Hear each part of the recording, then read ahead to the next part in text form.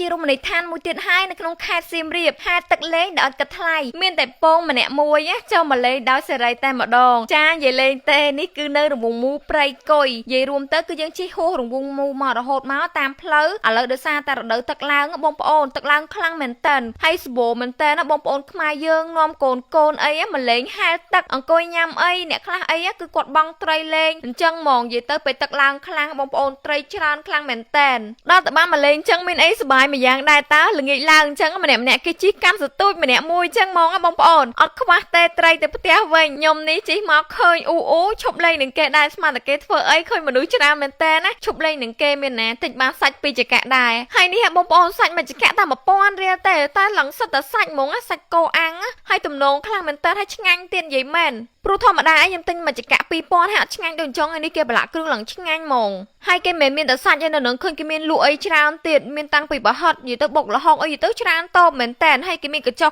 សម្រាប់អង្គុយអញ្ចឹងនិយាយរួមទៅគឺខ្ញុំអត់បានដឹងទេថានៅតាមមជួរព្រៃគុយហ្នឹងមានកន្លែងគេលេងអញ្ចឹងដល់តែគេធ្វើមកអញ្ចឹងមានអីសុបាយមួយយ៉ាងតើឡើងលក្ខណៈដូចកើតរមណីយដ្ឋានមួយនឹងគេដែរនិយាយរួមទៅឃើញពួកគាត់មកលេងអញ្ចឹងសុបាយមែនតើហើយណាមួយដោយសារមេឃរសៀលអញ្ចឹងតិចស្រួលទៀតពួកគាត់នាំគ្នាក្រាកតេអង្គុយលេងជួបជុំគ្រួសារអញ្ចឹងញ៉ាំអុយឡើងទំនោរមែនតើហើយនាំកូនអ្នកខ្លះក៏ហែលទឹកអញ្ចឹងណាបងប្អូនគឺថានិយាយរួមទៅមនុស្សច្រើនគេលេងទឹកលេងអីតាមផ្លូវជាហោហែមកអញ្ចឹងណាដោយសារទឹកឡើងខ្លាំងមែនតើណាហើយម្ដុំហ្នឹងគឺយើងអាចលេងទឹកបានហើយក្មេងៗអីគាត់មកជាមួយនឹងម៉ាក់ប៉ាគាត់ហើយខ្ញុំនេះមានដឹងណាអត់មានបានដាក់កៅអៅដាក់អីមកលេងទឹកគេទេយីមិនស្ដាយមែនតើបានដឹងថានៅនឹងគេលេងទឹកអីយកពងមកមួយដាក់កៅអៅដាក់អីមកលេងគេដែរបាត់និយាយរួមទៅមកនេះឃើញតែចៃដន្យហើយថតឲ្យបងប្អូនបានឃើញអញ្ចឹងណាថ្ងៃស្អែកហ្នឹងដឹងតែថាយកសំណាញ់យកសទូចមកបង់ត្រីនឹងគេដែរហើយព្រោះឃើញម្នាក់គេបង់បានច្រើនប៉ុន្តែអត់បានថតទេបងប្អូនថតបានតិចតួចមែនតើ